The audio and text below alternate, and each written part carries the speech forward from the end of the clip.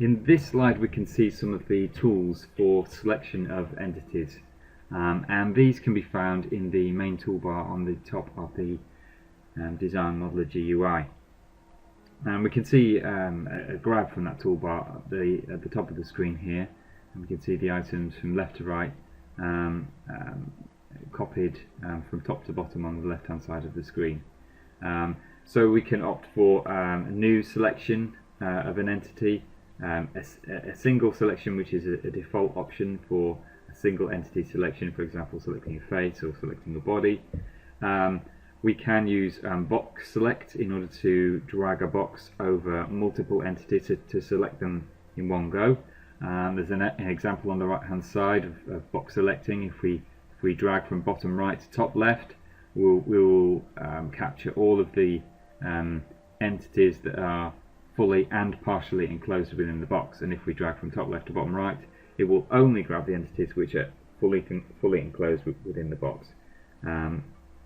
So we can, in addition to box selecting of multiple entities, we can also select by entities themselves. So we can select by points, we can select specific edges, select specific faces, and select specific bodies.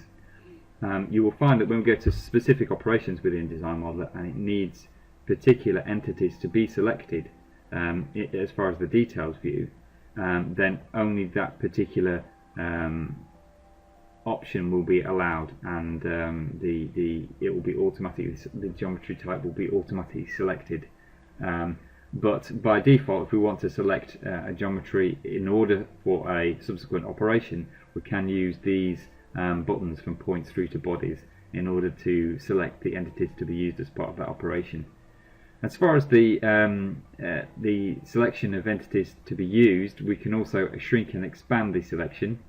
So there's a tool here, as we can see, with the arrows on the left hand side of the screen, and we can actually expand the selection or reduce the selection, and an example is shown here where we're selecting some faces, and we can shrink it down and to limit the number of faces selected, or we can expand it to bring it up to encompass more faces to be used for a particular operation.